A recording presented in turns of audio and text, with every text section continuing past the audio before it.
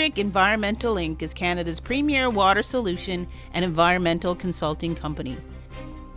Blue Metric provides a full range of environmental consulting services supported by bespoke engineering solutions for emergency, self-contained, and permanent water systems, and is always mission ready with a full range of in-house support to ensure your mission is a success.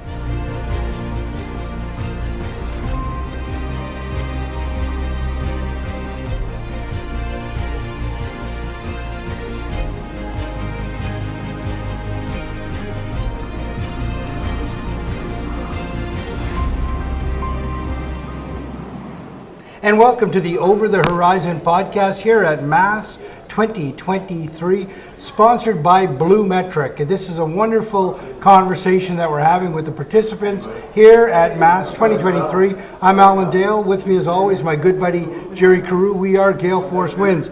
With us now, Al Dillon, no stranger to being on the podcast. Al, tell us a little bit about yourself and what you're up to these days. Sure. So I'm Al Dillon, CEO and co-founder of Sapper Labs. And Sapper Labs is a cyber defense and intelligence company focused on national security for Canada and the Five Eyes community. Sapper Labs, based out of where, Al?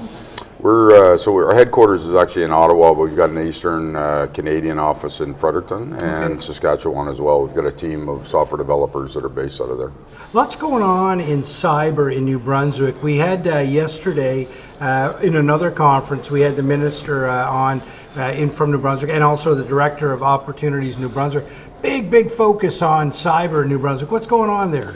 So, as you know, I think I have a very strong history in the community of New Brunswick in particular, but nationally, but mainly in the New Brunswick community where we started Cyber NB, right? And Cyber NB really was taking the nucleus of what's been created since the 1980s, late 80s, when the UNB started up their cybersecurity program within the university, and then it kind of spawned net new innovations and creations in the community, including Q1 Labs, which was purchased by IBM, and Radiant 6, purchased by Salesforce, other elements of that, and it just had a burgeoning community of cybersecurity experts, and so that has turned into an ecosystem now that includes Siemens, a broader group of IBM, several other companies that are there.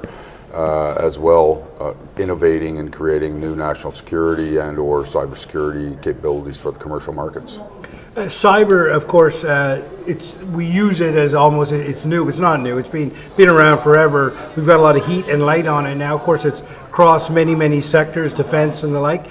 Mass, a little bit focused on, a conversation going north. Tell me about how cyber plays into the north. Sure. So Mass, from a maritime context and a northern context, has a significant importance to us, right? Specifically as a national security company that's focused on intelligence and sensor integration and information, being able to sense the north in the context of taking the data and getting information from that data. So information in the form of intelligence, we call it in the Department of National Defense, et cetera. So helping the country defend the north, sense the north, understand what's happening in the north with both permanent sensors, airborne or space-based sensors, as well as obviously ships, right, that are coming and going. And I think we've got an important era of development that's going on, not only within the new ships and the Canadian Forces and the Arctic Offshore Patrol vessels, all that, but also with the Coast Guard. And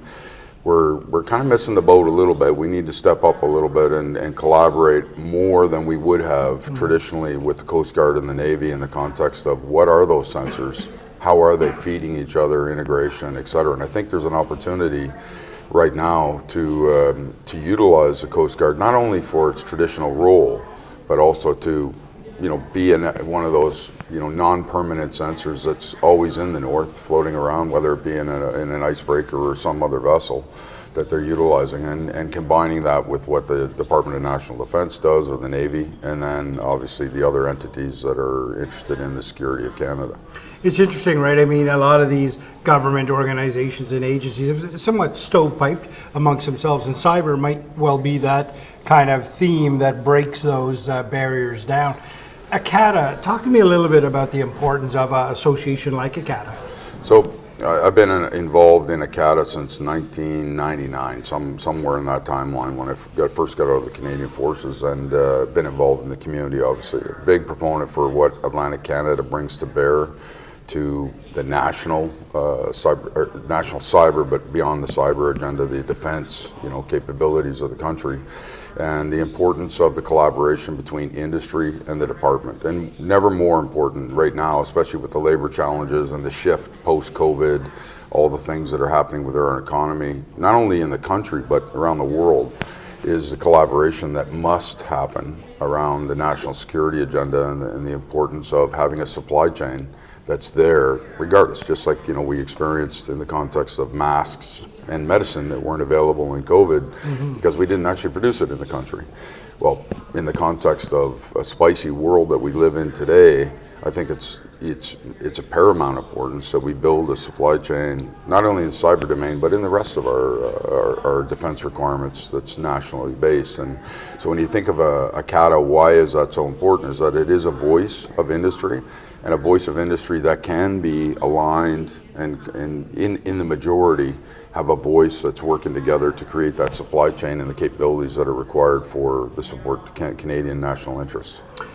Sapper Labs, growing rapidly. You guys are having great success. See you everywhere at all the shows and the like. What's over the horizon for you? What are some of your big focal points? I think what's really important to Sapper is because of the labor challenges and the complexity that exists within the cyber domain. It's a very complex domain. The adversaries can attack us from Russia, from China, from other places, and whether it's attack or whether it's steal, in the context of a spicy competition globally and the economic superpowers, et cetera, and who's winning and who's not, that competition is creating a very, very difficult environment, especially in the cyber domain, where everything we're doing as a society is now, it's online, whether it be our banking systems or our trading systems or our IP or what have you. It's all healthcare. There. Newfoundland Healthcare got hacked around the time we first had you on in 2021, right? That's right, and they're still reeling from that, as you know, right? They're still recovering from that. So I think it's actually an underpinning and a protection of what is required within the Canadian society, but around the world as well. So when we look at Sapper, what are we really about? Sapper's a very, very strong Canadian presence. We have international influence because of our products. So we have a managed service capability that we are taking to the country in the context of collaborating with the departments and security groups, et cetera, on intelligence and cyber defense. And very important is the intelligence aspect, is that once you have the information, you can make better decisions, right? And so decision support, automation, making sense of all that data in a form and a factor that is evidence-based and that you can make a good decision from and know that the data you're looking at is real and truthful, which is also a big challenge these days in the disinformation and misinformation campaigns that are going on, proactively around the world by our adversaries to corrupt, whether it be our democratic system through voting systems, et cetera, or whether it be decision support systems for a business and its logistical analysis and where it's doing its things, et cetera. All these things are being impacted by the adversaries. So we want to protect that. That's what Sapper does. We're very, very, very good at that. And what we do is we knock the complexity out of that through simplified tool sets that actually at the operational level take a whole bunch of that complexity and make it easier. Like Hunchly, our intelligence tool sets, like our new, very, very interesting tool set we're launching now. It's basically it gives you anonymity on the internet, whether it be the dark web or the surface web, et cetera, and allows you to conduct investigations in a very, very secure format. And that's called Cloak. And then we're moving to a fully integrated intelligence platform called Dagger. And these, in the same interest I just said to you, is that really simplify and make it easier for not only the departments and various other government entities, but also for businesses to make better decisions, evidence-based decisions, et cetera, and make sense of all those data that they're getting from all their sensors. Al, it's a complex world that you work in, but knowing you as I do, there's little doubt that you can unravel it and make it easy and user-friendly for your customers. You've been around the sector a long time. You've been a thought leader in the defense sector, certainly in Atlantic Canada and globally for a long time. Thanks for being on the show, and we certainly appreciate your input. Love what you guys are doing. Keep it up. Thank you. Thank you. BlueMetric wants to partner and work with Atlantic Canadian industries and organizations who are concerned about the water health of our planet and the people who inhabit it in an environmentally and culturally sensitive manner. BlueMetric wants to join the growing number of like-minded, innovative Atlantic Canadian companies who are changing the environmental landscape for the globe in a world-class way.